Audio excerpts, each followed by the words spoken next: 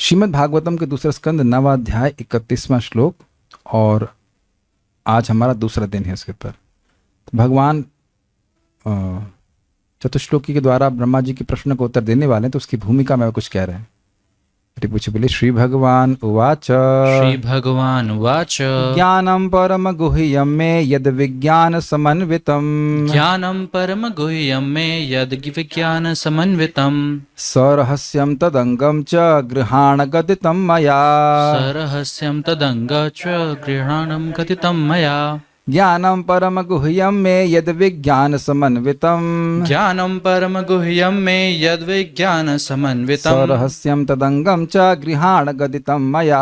सरहस्यम तदंगम च गृहाण गदितं मया। श्री भगवान वाचा, श्री भगवान ने कहा ज्ञानम परम गुह्यम में, मेरे संबंध में, मेरे स्वरूप से संबंधित जो परम गुह्य शास्त्रों में वर्णित ज्ञान है उसको, यद विज्ञान समन्वितम जो मेरे अनुभव से युक्त है उसको, और सरहस्यम मेरी प्रेम भक्ति को, तद अंगम उसको प्राप्त करने वाली साधना भक्ति को, ग्रहण करो, गदितम मया मेरे द्वारा बोला जा रहा है। ठीक, तो अब हम आगे बढ़ते हैं। हम लोग सारार्थ दर्शनी पढ़ चुके थे, अब हम लोग क्रम संदर्भ पढ़ेंगे। श्री भगवान परम भागवत ब्रह्मा जी को श्रीमद् भागवत नामक अपने शास्त्र का उपदेश करने के लिए ज्ञानम आदि 6 श्लोकों में अपने सर्वश्रेष्ठ प्रतिपाद्य 4 तत्वों को बतला रहे हैं। 6 श्लोक उसमें से 4 श्लोकों में उत्तर दे रहे हैं। मैं अर्थात स्वयं भगवान मेरा, ज्ञान अर्थात शब्द द्वारा यथार्थ स्वरूप निर्धारण। ये क्या मतलब हुआ? This is very nice. यही प्रभुपाद जी समझा रहे थे भगवद गीता के 7.1 के लेक्चर में। ज्ञान मतलब सुनना, सुनने से ही ज्ञान होता है। शब्द द्वारा यथार्थ स्वरूप निर्धारण, सुन करके व्यक्ति किसी वस्तु का क्या स्वरूप है उसको यथा अर्थ निर्धारित करता है। ये वस्तु ऐसी है, सुन करके व्यक्ति समझता है। आप देखो ना, इस जगत में कोई सामने व्यक्ति बैठा हो, वो चाहे कितना भी ज्ञानी हो और क्या कितने भी गुण हो, उसको सुने बिना आप नहीं समझ सकते। Is it not? इसलिए आगे भगवान बोल रहे हैं मदितम गदितम मया, मेरे द्वारा बोला जा रहा है। यानी भगवान ऐसे बोलेंगे जिससे भगवान का स्वरूप एकदम ठीक ठीक समझ में आ जाए, क्योंकि ज्ञान का मतलब ही होता है शब्द के द्वारा यथार्थ स्वरूप निर्धारण।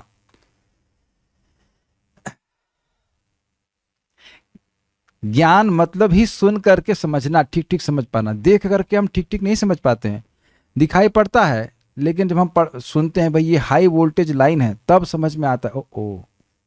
और विशेष करके वो वस्तुएं जो हमारे अनुभव के परे हैं, उसको तो आप सुन के ही समझते हो। तो ज्ञान के अर्थ है गदितम मया, अर्थात मैं कह रहा हूं, तुम ग्रहण करो।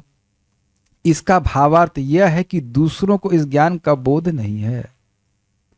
भगवान, देखिए कितनी सुंदर बात है, भगवान को अपने स्वरूप को ब्रह्मा जी को बताने के लिए स्वयं ही अवतरित होना पड़ा। क्यों?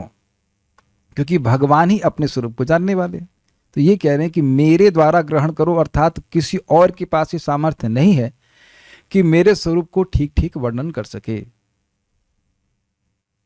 ठीक है? क्योंकि श्रीमद् भागवत में कहा गया है मुक्तानाम अपि सिद्धानाम नारायण परायणः सुदुर्लभ प्रशांतात्मा कोटिष्वपि महामुने। हे परम साधु, लाखों मुक्त तथा मुक्ति के ज्ञान में पूर्ण पुरुषों में से कोई एक भगवान नारायण अथवा कृष्ण का भक्त हो सकता है। ऐसे भक्त जो परम शांत हों अत्यंत दुर्लभ हैं। श्रीमद श्री परिषद के इस वचन से तथा अन्य बहुत से प्रमाणों से जाना जाता है कि श्री भगवान के ज्ञान को प्राप्त करने वाला प्रशांत आत्मा साधु कोटि कोटि मुक्त पुरुषों में भी अत्यंत विरल होते हैं। इसलिए यह ज्ञान परम गुह्य अर्थात ब्रह्म ज्ञान से भी गुह्यतम है। इस भगवत ज्ञान और विज्ञान अर्थात भगवान की उपलब्धि के साथ संयुक्त ज्ञान को तुम ग्रहण करो। ये समझ में आ रहा है, ये ज्ञान अत्यंत गुह्य है, इसको भगवान के द्वारा ही दिया जा सकता है। नारायण परायण अर्थात जो नारायण के आश्रित हैं उन्हीं को यह ज्ञान प्राप्त होता है। आप देख लीजिए, यहाँ पे शुरुआत ही टीका की हुई थी कि ब्रह्मा जी परम भागवत हैं। पहले भी हम सुन चुके हैं, ब्रह्मा जी कहते हैं कि मेरी मति कभी विषयों में जाती ही नहीं है।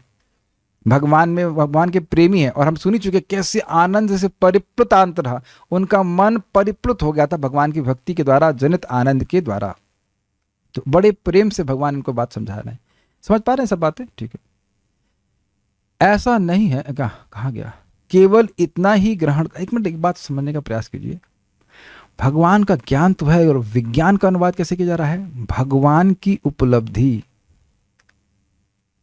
भगवान की उपलब्धि का मतलब भगवान के माधुर्य और ऐश्वर्य की अनुभव। पहले आपने सुना था विज्ञान का अर्थ अनुभव, और यहां कह रहे हैं भगवान की उपलब्धि। और बड़ा स्पष्ट है, मैं कहूं कि अब आपने काजू कतली या वटेवर मिठाई खाई है, तो मिठाई की उपलब्धि होने का क्या मतलब है?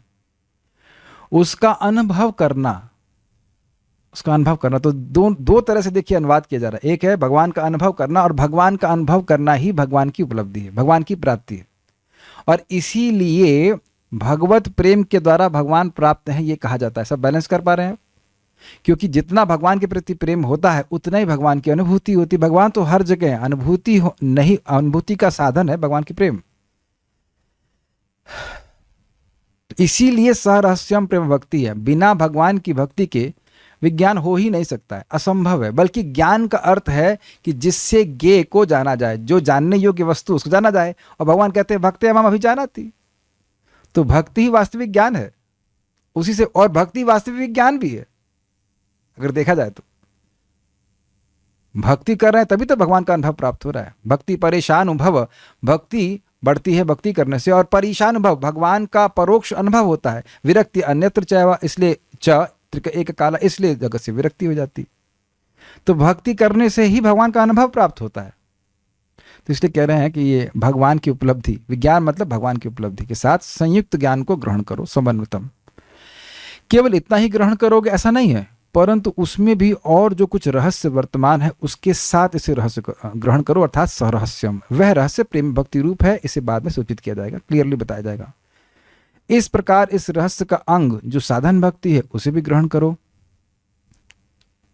अपराध रूपी विघ्न के दूर होते ही यह साधन भक्ति शीघ्र विज्ञान यानी भगवत अनुभव और रहस्य यानी प्रेम भक्ति को प्रकट करती है। इसलिए यह साधन भक्ति भगवत ज्ञान की सहायक है, अतएव तुम इसे ग्रहण करो। This is very nice. साधन भक्ति को अंग क्यों कहा जा रहा है? भगवान अनंत रूप से सुंदर हैं, मधुर हैं, लेकिन अनुभव क्यों नहीं होता? क्योंकि जीव का अपराध है। तो अपराध कैसे नष्ट होगा? बार बार भक्ति करके, भजन करके।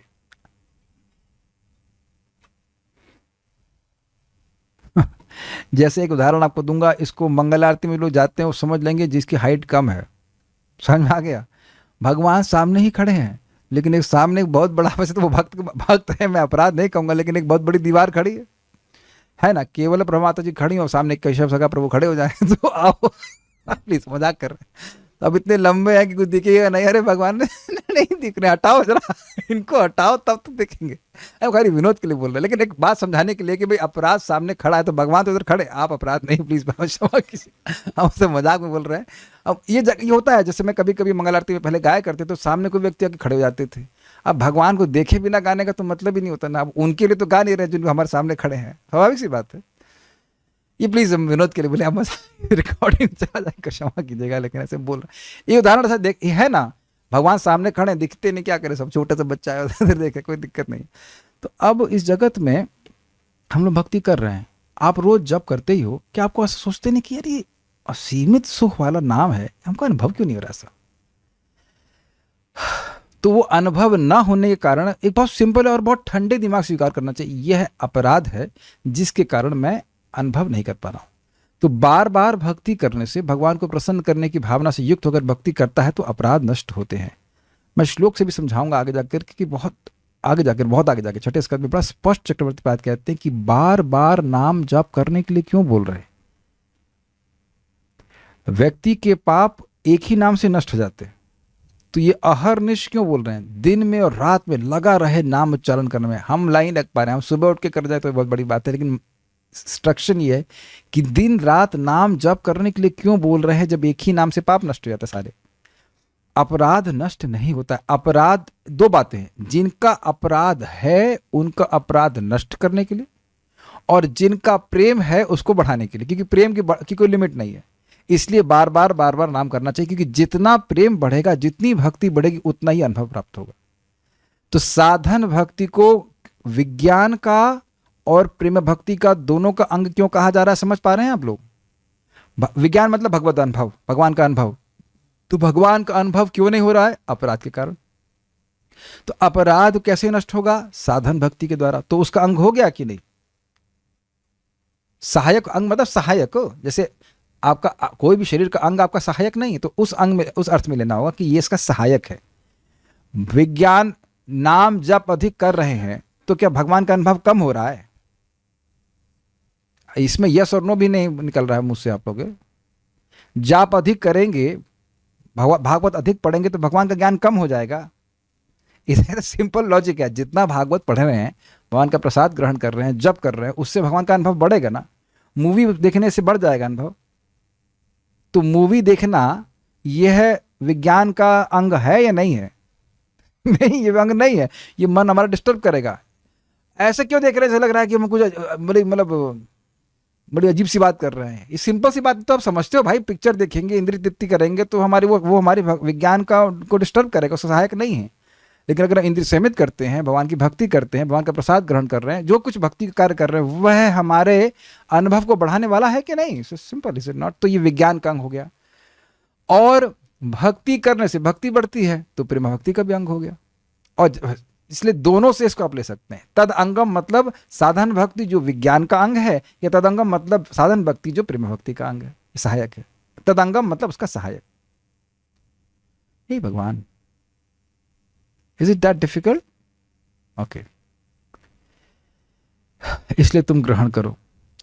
श्रील प्रभुपाद जी बहुत अच्छा बात बताते हैं कि ये भगवान का नाम तो मुक्त पुरुषों के द्वारा ही ग्रहण किया सकता है। तो हम लोग के मुंह लटक जाएंगे, भाई हम तो मुक्त नहीं है। मुक्त का मतलब जो अवेद्या से रहित है वो हम मजे करते हैं, लेकिन जो बद्ध हैं उनके लिए मुक्त होने का सबसे अच्छा साधन है।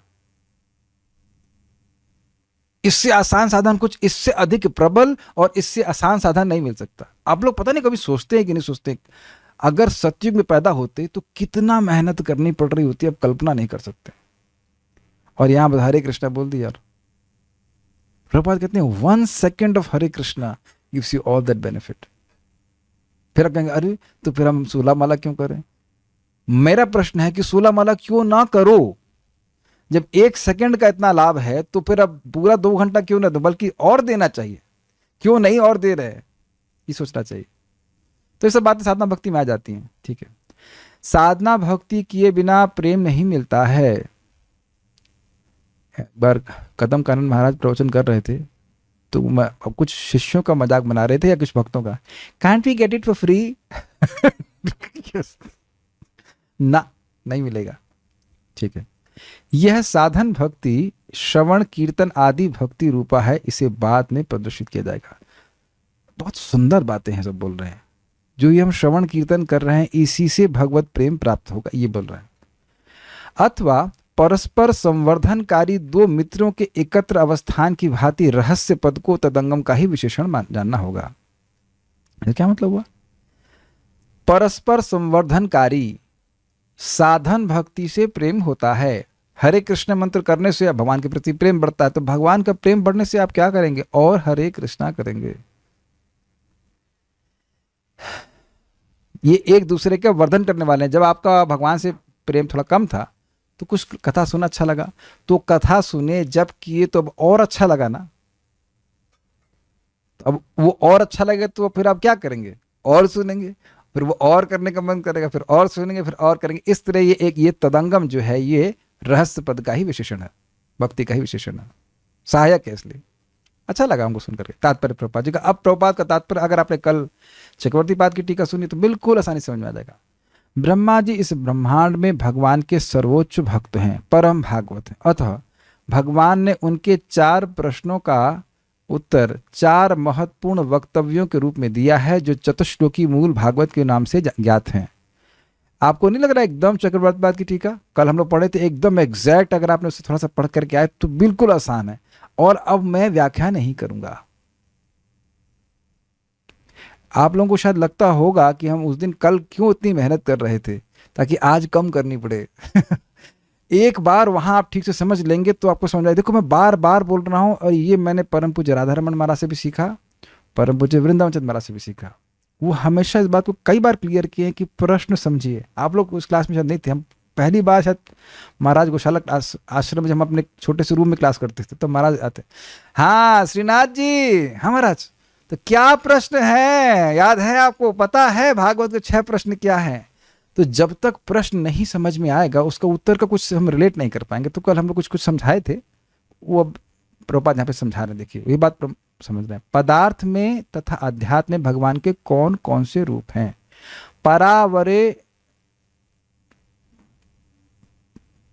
परावर पर यानी कि स्थूल और अवर यानी कि, क्षमा कीजिए, पर मतलब सूक्ष्म और अवर मतलब स्थूल रूपों में आप किस प्रकार से आप विद्यमान हैं। अरूपिणा, यद्यपि आप अप्राकृत रूप वाले हैं। ये बताइए भगवान की विभिन्न शक्तियां किस प्रकार कार्य करती हैं। यथात्म माया योगेन नाना शक्ति उपमुहितम, विभिन्न प्रकार की शक्तियों से युक्त इस जगत की सृष्टि आप अपनी माया के द्वारा कैसे करते हैं। भगवान अपनी शक्ति को किस प्रकार संचालित करते हैं। मतलब ऊर्ण नाभि वाला एग्जाम्पल दिया गया था कि जैसे वो मकड़ी रचती है। ब्रह्मा को उन्हें सौंपे गए कार्य के संबंध में किस प्रकार आदेशित किया जाए। भगवत शिक्षितम अहम करवाणी ही अतंत्रिता, आपके द्वारा शिक्षा प्राप्त करके मैं जब कार्य करूं तो ना बद्धेयम, मैं आपके अनुग्रह से बद्ध नहीं हूं।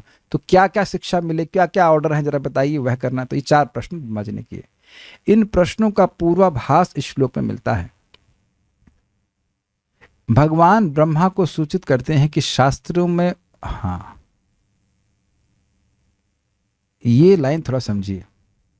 जब ब्रह्मा जी ने ये चारों प्रश्न करे तो उसके उत्तर में भगवान यह कह रहे हैं कि इसके उत्तर में मैं तुम्हें 4 चीज समझाऊंगा। कैच कर रहे हैं, इसीलिए कह रहे हैं पूर्वाभास। ज्ञान समझाऊंगा, विज्ञान समझाऊंगा, रहस्य और तदंग समझाऊंगा, और 4 श्लोकों में समझा दूंगा और उसी में तुम्हारे प्रश्नों का उत्तर जाएगा। इसीलिए कह रहे हैं पूर्वाभास। पूर्वाभास इंग्लिश में कहते हैं प्रीफेस भी कह सकते हैं। एक फीलिंग आ रही है कि फीलिंग आ रही है, महक, खुशबू, ऐसे कुछ भी कह लीजिए। आभास समझते हैं कि जैसे अब आप आभास का मैं एग्जाम्पल बताऊं, माता समझ जाएंगी। सीटी आई नहीं प्रेशर कुकर में करके, तो आपको आभास हो जाता है कि सीटी आने वाली है। इसे कहते हैं पूर्वाभास। आभास होने के हाँ ऐसा होने वाला है। भगवान ब्रह्मा को सूचित करते हैं कि शास्त्रों में वर्णित भगवान विषय ज्ञान अत्यंत सूक्ष्म है, ज्ञानम परम गुह्यम में, और जब तक कोई भगवत कृपा से स्वरूप सिद्ध नहीं हो ना हो उसे समझ नहीं सकता। और ये बड़ी स्पष्ट बात है। प्रकाशानंद सरस्वती 60,000 सन्यासियों के गुरु थे और श्रीमन चैतन्य महाप्रभु पर ब्रह्म वहीं वाराणसी में नृत्य कर रहे हैं, कीर्तन कर रहे हैं, लेकिन उनको ये लग रहा है ये तो भाव के लिए है, भावुकता है। अब आपको समझ में आ गया, जो ब्रह्म में उपनिषद के ज्ञान में निरंतर निरत है वह भी भगवान को नहीं समझ सकता। यहाँ तक कि सुखदेव गोस्वामी जी भी जो ब्रह्म में निरत थे, खुद बोल रहे हैं कि परिनिष्ठथपि नैर्गुण्य, निर्गुण ब्रह्म में निष्ठ थे, लेकिन फिर भी भगवान का अनुभव तभी हुआ जब वह श्रील व्यासदेव जी से श्रीमद् भागवतम का श्रवण किए। तो यानी बिना भक्ति के भगवान का अनुभव नहीं हो सकता है। थोड़ी बात यहाँ पे आ रही है तो मैं थोड़ा समझाऊंगा आपको बात। 3 प्रकार के चित्त होते हैं। एक होता है विषयाकार चित्त, वो समझ में आ जाएगा कि वो हमारा है, विषयों को ग्रहण करता है। दूसरा है ब्रह्माकार चित्त जो कि ब्रह्म का अनुभव करता है, और एक भगवत आकार चित्त मतलब भगवान का अनुभव करने वाला। तो जो विषयाकार चित्त है वह ब्रह्म का अनुभव नहीं कर सकता, और ब्रह्म का अनुभव करने वाला जगत के भोगों को नहीं पकड़ेगा। इट्स लाइक म्यूचुअली एक वाटर टाइट कंपार्टमेंट। लेकिन जो ब्रह्म का अनुभव कर रहा है वह भी भगवान की भक्ति का अनुभव नहीं कर सकता जब तक वो भगवान की भक्ति नहीं करेगा। बहुत इंपॉर्टेंट है। प्रैक्टिकली हम देख रहे हैं, सुखदेव गोस्वामी जी जब भागवत सुने उनको भक्ति प्राप्त हुई तो भगवान का अनुभव हुआ। कुछ समझ पा रहे हैं इस बात को? तो ये कह रहे हैं कि भगवान का जब तक कृपा नहीं होगी वह इसको नहीं समझ पाएगा। ठीक है। भगवान कहते हैं कि जिस तरह वे व्याख्या करते जाएं उसे वे उत्तर के रूप में ग्रहण करते जाएं। इसका अर्थ यह हुआ कि परमेश्वर संबंधी दिव्य ज्ञान को तभी प्राप्त किया जा सकता है जब भगवान स्वयं उसे प्रदान करें। क्या शब्द था? गर्दितम मया, मेरे द्वारा ही बोला जा सकता है, इसलिए तुम ग्रहण करो। एक बात बड़ी रुचिकर है, आप लोग तो सब भक्त हैं, भगवान के बारे में प्रामाणिक सुनते हैं, लेकिन इस जगत में लोग भगवान के बारे में बोलते हैं जबकि वो जो ज्ञान कहा गया है वो भगवान के द्वारा नहीं बोला गया है। क्या हो गया आज? अब क्या हो गया? उसमें इमरजेंसी हो गया कुछ? अच्छा, तो परेशानी, ठीक।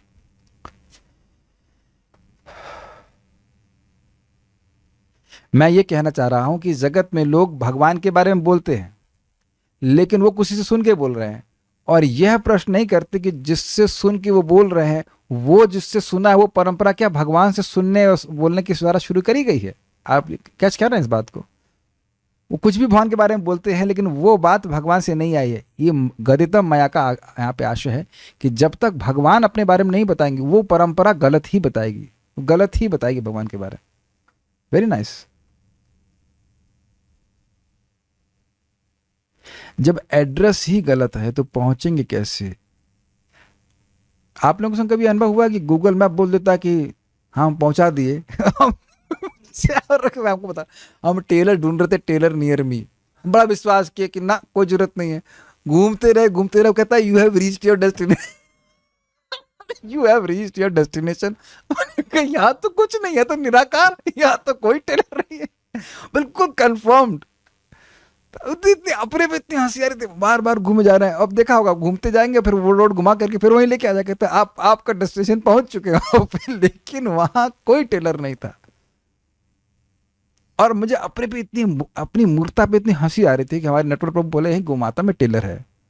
कहाँ गोमाता और कहाँ चैतन्य विहार, वहां घूम रहे हैं, वहां विहार कर रहे हैं, अपनी स्कूटी लेके घूम रहे हैं, आधा घंटा बर्बाद किया। हमने कहा अरे यार भक्त की बात मान लेते हो, सारा काम वहां पे हो गया। बात बहुत मजाक की लग रही है, लेकिन प्रामाणिक लोगों से सुन करके भी कुछ लोग होते हैं जो नहीं कहीं और भगवान का ज्ञान मिलेगा, कुछ आसान मिलेगा। हुआ है, एक भक्त हमारे संग कहे, बड़ा अच्छा भक्त था, बहुत अच्छा भक्त, मतलब बहुत अच्छे से भक्ति कर रहा था, खूब बढ़िया से माला कर रहा था। बोला हम रसिक संप्रदाय में जाएंगे। और 2-3 साल रसिक संप्रदाय में जब रस नहीं मिला तो कहते प्रभु जी आप सही कह रहे थे उन्होंने कहा था 3 साल तुम्हारा खराब हुआ ना, पता नहीं क्या कर रहा है, भक्ति कर रहा है नहीं कर रहा है पता नहीं, लेकिन just it is very very rare. सीधे भगवान से आने वाला ज्ञान प्राप्त होना चाहिए, ठीक है। बड़े से बड़े सांसारिक चिंतक भी चिंतन द्वारा परम सत्य भगवान को नहीं समझ पाते। चिंतन से निर्गुण ब्रह्म का साक्षात्कार तो हो सकता है, किंतु वस्तुतः पूर्ण दिव्य ज्ञान तो निर्गुण ब्रह्म के ज्ञान के परे है। थोड़ा समझने का प्रयास कीजिए। ये लोग करते क्या है, नेति नेति, मैं यह देह नहीं हूं, मैं यह देह नहीं हूं, मैं यह देह नहीं हूं, और तपस्या करते हैं तो सत्वगुण की वृत्ति बढ़ाने के कारण उनको आत्मा का अनुभव हो भी जाता है, लेकिन वह भगवान की लीला का अनुभव नहीं कर सकते क्योंकि वो भक्ति नहीं कर रहा। कुछ समझ रहे हैं इस बात को? अविद्या भोगों के कारण व्यक्ति अविद्या में ग्रस्त हो जाता है, तो भोग को रेस्ट्रिक्ट कर देते हैं, एकदम सुखा देते हैं, तो कुछ अनुभूति होती है कि हम ये देह नहीं है। लेकिन भगवान के सेवक हैं, भगवान के प्रेमी, ऐसा नहीं होता है, ये प्रभात कर रहा है। इसलिए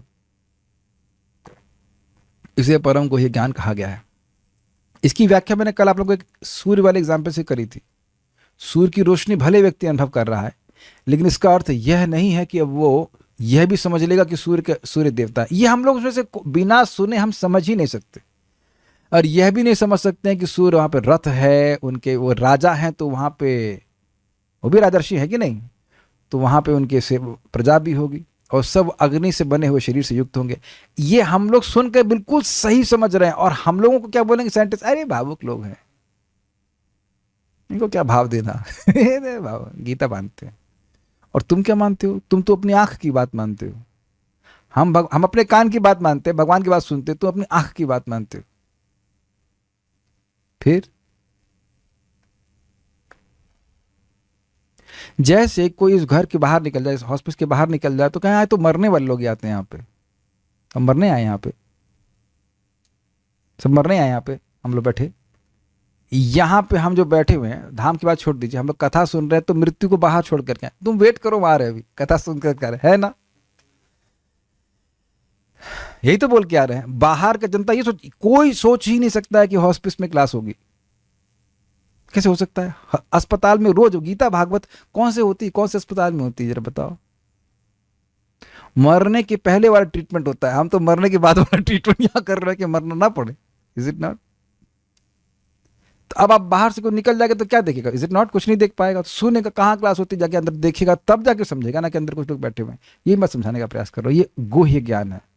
और हमेशा आप जिंदगी भर अपना सर मतलब खुजाते रहेंगे कि भाई हमें क्यों मिल रहा है। ये एक ही उत्तर इसका, जय श्री कृष्ण चैतन्य प्रभु नित्यानंद श्री अद्वैत गदाधर शिवासदि गौर भक्त वृंद। स्पेशली अद्वैताचार्य जी ने प्रार्थना किया कि जो सबसे निकृष्ट लोग हैं उनको आपकी पूरी कृपा मिलनी चाहिए।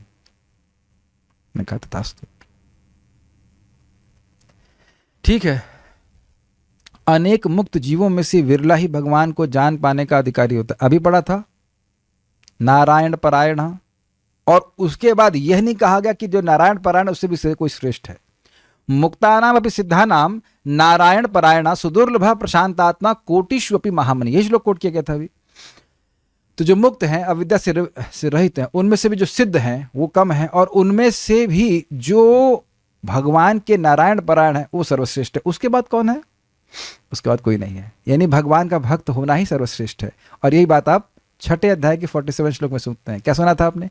योगी नाम अपि सर्वेषाम मद्गतेन अंतरात्मना श्रद्धावान भजते यो माम समय युक्त तमो। मतलब बार बार इसी बात को सुनना है कि भगवान की भक्ति करना ही सर्वश्रेष्ठ है, इसीलिए परम गुह्य। भगवत गीता में भी स्वयं भगवान ने कहा है। मुझे अभी थोड़ा संतुष्टि नहीं हुई, आप लोग यह नहीं समझ पा रहे हो कि परम गुह्य क्यों है।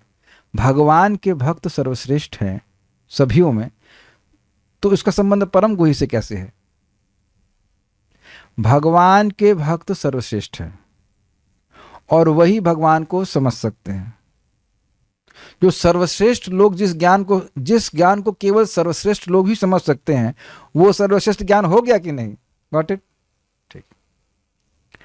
भगवत गीता में भी स्वयं भगवान ने कहा कि लाखों में से कोई एक मनुष्य सिद्धि प्राप्ति के लिए प्रयत्न करता है और अनेक मुक्त जीवों में से कोई एक ही जान पाता है। 7वें अध्याय में, मनुष्यानाम सहस्रेषु कश्चिद यतति सिद्धये यततामपि सिद्धानाम कश्चिन माम वेति तत्वतः। आने वाला है हमारा, कल से शुरू करेंगे 7 चैप्टर्स। Very nice.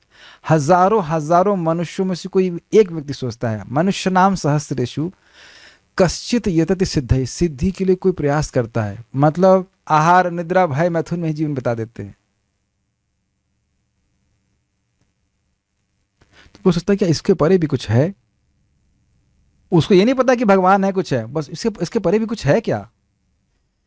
तो ऐसे कोई हजारों में से कोई एक व्यक्ति इस प्रकार सिद्धि की प्रयास करता है। उनमें से बहुत से लोग जो सोच रहे होंगे कि इससे परे कुछ है, उनमें से कोई एक व्यक्ति भगवान को तत्व में समझ पाता है, क्योंकि भगवान के भक्तों की संगति उनको प्राप्त नहीं होती। ये बात ठीक है। अतः केवल भक्ति द्वारा ही भगवान को जाना जा सकता है। रहस्यम का अर्थ है भगवत भक्ति। बहुत स्पष्ट है। श्री कृष्ण ने अर्जुन को भगवत गीता का उपदेश इसलिए दिया क्योंकि अर्जुन उनका भक्त था, मित्र था। ऐसी योग्यता के बिना भगवत गीता के रहस्य को नहीं समझा जा सकता। एक बहुत सिंपल सी बात है। भगवत गीता को सुनने के बाद व्यक्ति को किस कंक्लूजन पे आना चाहिए? हाँ, यस, करिष्ये वचनम तवा।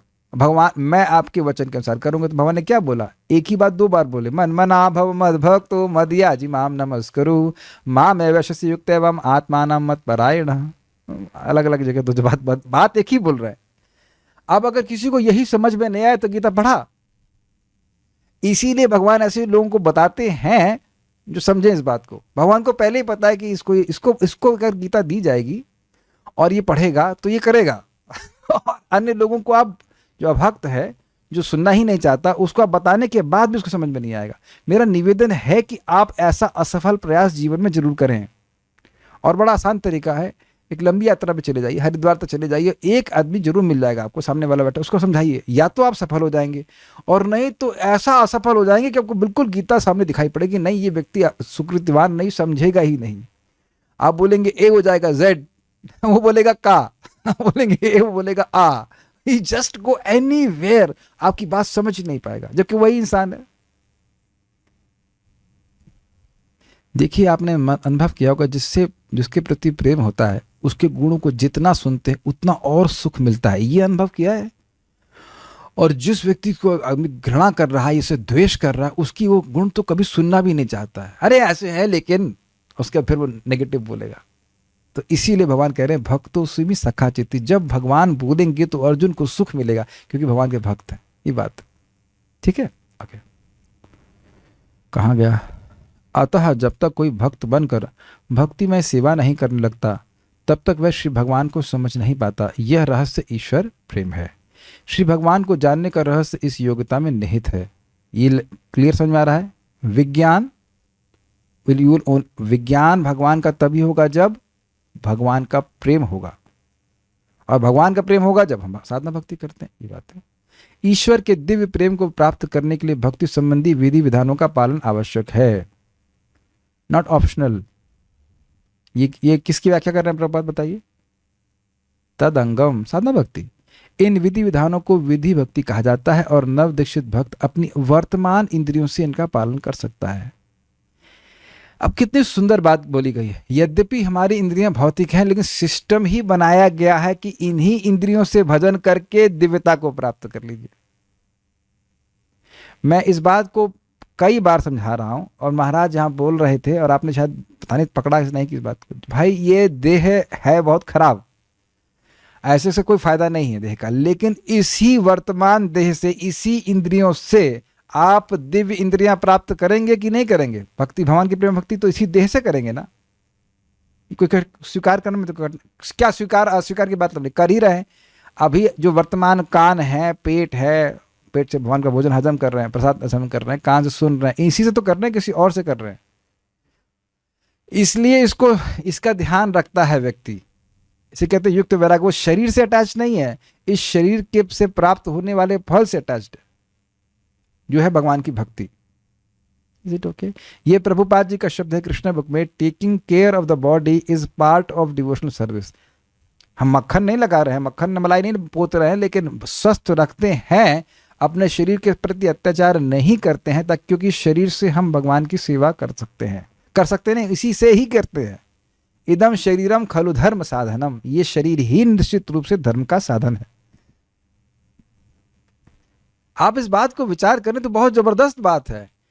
ये इंद्रियां भगवान का अनुभव नहीं कर सकती हैं, लेकिन इन्हीं इंद्रियों से जब भक्ति करते हैं तो भगवान अपने हमारी इंद्रियों में आ जाते हैं, उनको ऐसा जीवंत कर देते हैं कि उनका अनुभव कर पाते हैं। तो बढ़िया इंद्रिय है ना ये। इंद्रिय का मेरा आशा है मनुष्य की इंद्रिय।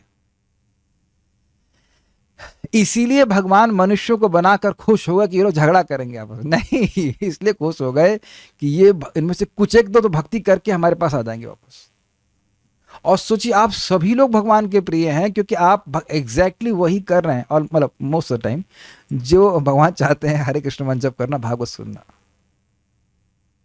और यद्यपि हम और आप एक दूसरे का भविष्य नहीं देख पा रहे हैं, लेकिन भगवान देख रहे हैं। थोड़ा विचार कीजिएगा, बहुत बड़ा मजेदार बात है। हम अपनी वर्तमान इंद्रियों से ही भक्ति करके भगवान की प्रेम भक्ति को प्राप्त कर लेंगे, अलग से इंद्रिय इंपोर्ट नहीं करनी। ऐसे विधि विधान मुख्यतः भगवान, हाँ ये लाइन बहुत अच्छी है, ऐसे विधि विधान मुख्यतः भगवान की महिमा के श्रवण तथा कीर्तन पर आधारित हैं, जिनका पालन भक्तों की संगति द्वारा ही संभव है। केवल प्रभु माता जी, उत्तर हो गया आपके प्रश्न का। जो माता जी को कह रहे थे अब ये कथा वथा सुन रहे हैं, आपको अच्छा लगता है, ये तो स्पिरिचुअल एंटरटेनमेंट है। बेसिकली वो ट्रांसलेट करना चाहते थे कि ये सेंस ग्रेटिफिकेशन है। तुमसे यह तात्पर्य छोड़ना नहीं किसी को। अगर कोई ऊपर से बोले ना तो कहा ये जरा प्रभुपाद जी का तात्पर्य दिखाइए, आप इसको क्या अर्थ है, आप क्या कहना चाहते हैं। श्रवण कीर्तन मुख्यता, मुख्यता का अर्थ क्या होता है प्रभु जी। मुख्यता मतलब प्राइमरली श्रवण कीर्तन के द्वारा ही सबसे ज्यादा भगवान के प्रति प्रेम जागृत होता है। जिसका गुण ही नहीं सुनेंगे उससे क्या प्रेम करेंगे बताइए। इस जगत में आप किसी से भी आकर्षित हुए हैं तो गुण सुनकर ही हुए ना। यही बात बिल्कुल स्पष्ट बोली जा रही है। भक्त्या श्रुत ग्रहीतया, आप विचार कीजिए, अगर हम सुने नहीं तो ऊपर ब्लैंक है सब कुछ भगवान के बारे में, सब ब्लैंक है ना। भगवान कैसे दिखते हैं, उनको क्या पसंद है। अब मैं कहूं कि दही चावल भगवान को बनाइए, तो क्या मैं भगवान से पूछ के आया हूँ भगवान ये मेन्यू है, इसमें क्या पसंद है आपको? हम सुनते हैं कि दही चावल कृष्ण ब्रह्म विमल लीला में, या रोज ही जाते हैं खाने के लिए, तो अब उसके अनुसार अब सुन करके भगवान की सेवा करेंगे ना। तो मुझे आश्चर्य होता है कि इतना इतना क्लियर होने के बाद भी क्यों नहीं दिखता है। मे बी वो पेज वाइट इंक से लिखा गया है, मे बी ये लाइनें वाइट इंक से लिख जाती है। This is amazing. अब पता इसका रहस्य क्या है? जब हम जप बड़ी गंभीरता से करते हैं तो इल्यूजन क्लियर होता है। धुंध धुंध देखा है आपने? धुंध बादल, बादल भी नहीं, धुंध धुंध होती है, तो उसमें वस्तु में होने के बाद भी धुंधला होने के कारण दिखता नहीं ठीक से, है ना, एकदम स्पष्ट लिखा हुआ है ना। और भक्तों की संगति द्वारा ही संभव है। तो यानी भक्तों की संगत में आके क्या करना चाहिए? श्रवण कीर्तन करना चाहिए, क्योंकि अन्य चीजें तो अन्य लोगों के संग भी संभव है। पिक्चर की बात करते हो, पॉलिटिक्स की बात करते हो, मान लो रुचि है, टेस्ट है थोड़ा, तो यह तो बाहर भी मिल जाएगा। क्या भक्तों की संगत में आकर ही भागवत की चर्चा कर सकते हो? चैलेंज कर रहा हूं, इस क्लास के बाद ढूंढ के दिखाना किसके संग जो भागवत पढ़ सकते हो। अच्छा, वो भी रेगुलरली। अरे यार आज टाइम है, आज मूड नहीं है। हफ्ते में 7 दिन में 6 दिन तो ये बोलेंगे। और एक आप आश्चर्य करो, जब हम लोग साथ बैठ करके प्रजल्प करते हैं तो उसके दोष देखते हैं कि उसके हृदय में कितने अनर्थ हैं। This is open challenge. और जब हम लोग साथ, मैं बार बार समझा रहा हूं, मैं क्लास नहीं दे रहा हूं कि आप लोग लग रहा है मैं क्लास दे रहा हूं, मैं साथ में पढ़ रहा हूं, थोड़ा अधिक जानता हूं। अगर आप लोग कुछ इसमें और बोलना चाहें तो कभी रोका है, माइक सामने रखा है, बोलिए, बताइए, हम तो अच्छा लगेगा। क्या अनर्थों से युक्त होने के बाद भी हम साथ में बैठकर पढ़ नहीं सकते हैं? दुनिया में लोग अखबार की चर्चा नहीं करते, वो क्या सब शुद्ध क्या अमल अंतरात्मा हो गए हैं? It just we don't have to be a Paramhansa to open Bhagavatam and discuss together, is it not? We will become Paramhansa by opening Bhagavatam together. That's the whole point. इतनी सिंपल सी बात है, बहुत simple सी बात। तो अब हम आगे पढ़ते हैं। फलतः भगवान श्री चैतन्य महाप्रभु ने, कहाँ गए, इन विधि विधानों को विधि भक्ति कहा जा, कहाँ गया मैं, हाँ सॉरी, फलतः भगवान श्री चैतन्य महाप्रभु ने भगवान की भक्ति में पूर्णता पाने के लिए 5 मुख्य नियमों की संस्तुति की है। इससे पहले हम आगे जाएं, परम पूज्य गोपाल कृष्ण महाराज एक बार IIT आए। कानपुर कई बार आते थे, तो हम लोग को कुछ ज़्यादा पढ़े नहीं थे। तो महाराज बोले कि कौन से 5 मुख्य भक्ति हैं? तो हम लोग बोले प्रसाद पाना। महाराज के नहीं नहीं नहीं, वो इम्पोर्टेंट है लेकिन वो नहीं। तो ये 5 मुख्य भक्ति हैं, जरा देख लीजिए। भक्तों की संगति, और उसमें ब्रैकेट में क्या लिखा है? ये मैंने लिखा है? नहीं, ये प्रभुपाद जी लिख दिए। भक्तों की संगति का मतलब है कि श्रवण कीर्तन करना। अरे हम भक्तों के साथ पिकनिक में गए थे, यहाँ गए थे, वहाँ गए थे, वो तो ठीक है, ठीक है, वो भी ठीक है, लेकिन श्रवण करना। आप यह भी देखेंगे, आप सब लोग देखे होंगे कि आप कहीं जाएं, मतलब वृंदावन में दर्शन करने जाना, खुद गए तो जैसे कान आंख से देख के आ गए, लेकिन जब भक्तों के संग जाते हैं तो उसी स्थान की महिमा बिल्कुल अलग हो जाती है कि नहीं?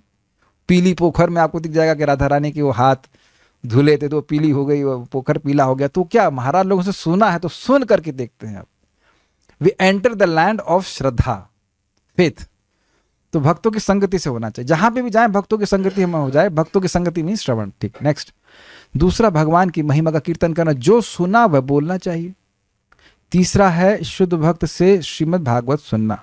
अच्छा, तो आप पर शुद्ध भक्त है? नहीं, मैं शुद्ध अभक्त हूं, सॉरी अशुद्ध भक्त हूं। शुद्ध भक्त तो नहीं कह सकता, भक्त भी नहीं, लेकिन अशुद्ध भक्त हूं। बट महाराज बहुत अच्छा बात वो बोले थे, परम पूज्य राधानाथ बोले थे, those who are genuinely aspiring to become a pure devotee. That's very nice. महाराज का बड़ा सुंदर शब्द है, a devotee is known by his aspirations. A devotee is known by his aspirations. और जितना हम स्वयं शुद्ध होंगे उतना ही अन्य भक्तों की इस एस्पिरेशन को देखने का सामर्थ्य जुटा पाएंगे। मैं समझा पाया कि अन्य लोग भी भगवान की भक्ति कर रहे हैं, भगवान की भक्ति को प्राप्त करने के लिए, and they must be respected for that. महाराज परम पूज्य राधा गोविंद महाराज तो विनोद करते हैं, तो अब अपना मीटर लेके घूमेंगे आप। तो देखा, एक मीटर वाला होता है, लोहे का रॉड, कपड़ा नान तोलते हैं। अच्छा, ये कितना शुद्ध भक्त हो गया, ये कितना शुद्ध भक्त हो गया। प्रभुपाद स्पष्ट बोले, कितने, आप क्या प्रभुपाद से पूछा कितने शुद्ध भक्त हैं? कहते 10,000। नहीं, पहले प्रभुपाद पूछे कितने इस्कॉन में डिवोटी हो गया? 10,000। 10,000 शुद्ध भक्त। और प्रभुपाद यद्यपि कहे कि इनमें से बहुत सारे लोग तो स्वर्ग की प्राप्ति करेंगे, तो फिर शुद्ध भक्त कैसे? Eventually they will become pure devotees. ठीक है। शुद्ध भक्त से श्रीमद् भागवत सुनना मतलब जो भागवत पढ़ करके सुन करके अपनी भक्ति को बढ़ाना चाहते हैं, वो धंधे के लिए भागवत नहीं कर रहे हैं, उनका ओरिएंटेशन उस तरह से नहीं है। तो आप सभी लोग इस प्रकार से हैं, पढ़ते हैं। चौथा, भगवान से संबंधित किसी पवित्र स्थान में वास करना। तो धाम वास बहुत अच्छी बात है। प्रयाग में रह सकते हैं, मायापुर में रह सकते हैं, पुरी में रह सकते हैं, अपने घर में भी रह सकते हैं घर में भी रह सकते हैं अगर घर का संबंध भगवान से है, वो भी ठीक ही है। एक व्यक्ति हमारे मित्र हैं, तो कह रहे थे कि बॉम्बे में रहते हैं, तो कहते हैं उनको बोला स्थाने स्थिता श्रुतिगताम, स्थान में स्थित रह करके श्रुतिगत हो। वैसे उनकी पत्नी का नाम श्रुति है वो तो अर्थ नहीं है ना, लेकिन श्रुतिगत एक ही अर्थ है कि स्थाने स्थिता। वहां पे महाराज बोलते हैं स्थाने स्थिता मतलब स्थान में, भक्तों के स्थान में रह करके सुनिए।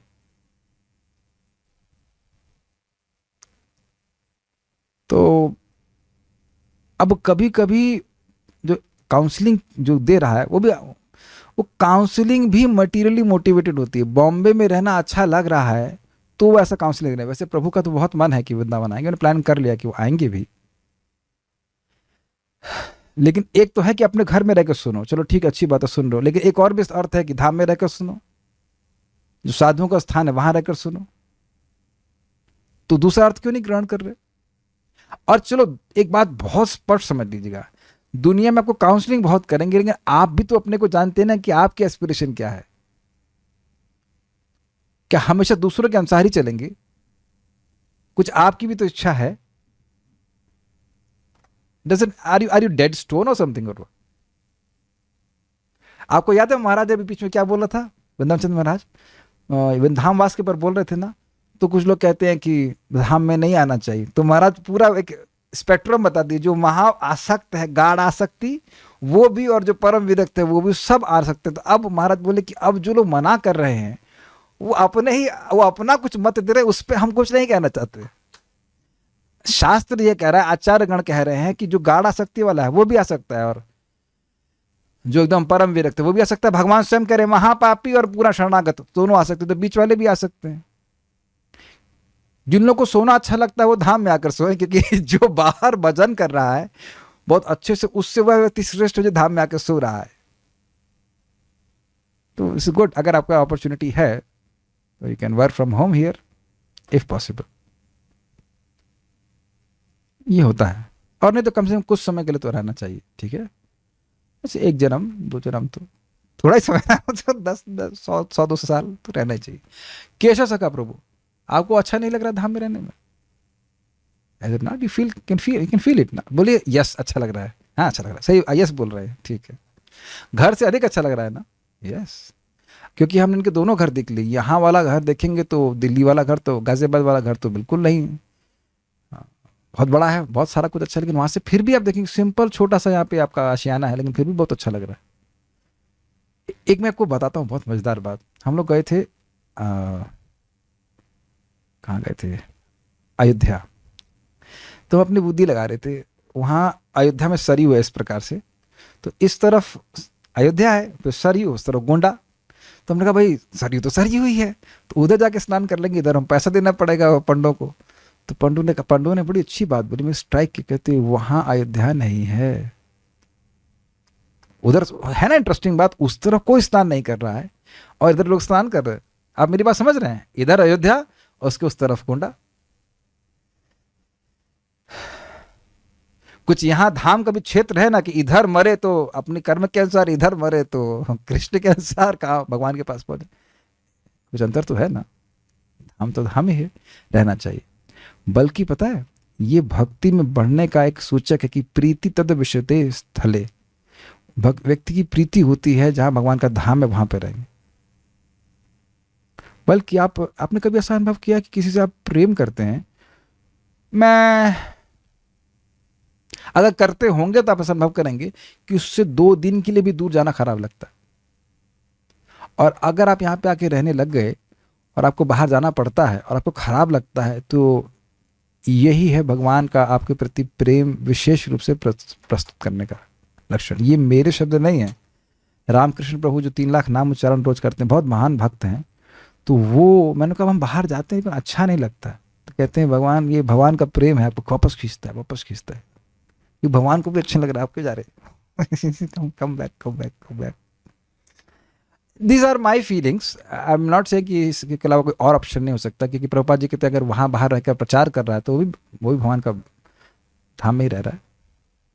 और मान लो जाना पड़ रहा है और इच्छा ये है कि वापस आए, तब भी आप धाम में ही रह रहे हैं। याद आ रहा है ना, स्मरण करता है वृंदावन का तो भी उस वृंदावन उसको वृंदावन की प्राप्ति कराता है। महाराज ने क्लास में बहुत सारे डायमेंशन हैं, तो समय रहना चाहिए, धाम में वास करना चाहिए कुछ समय। मेरा एक निवेदन है, जब भी छुट्टी हो तो यहाँ पे आना चाहिए। छुट्टी के लिए कोई आपका हिल स्टेशन नहीं होना चाहिए, it should be nothing else. छुट्टी हो तुरंत धाम आ जाना चाहिए।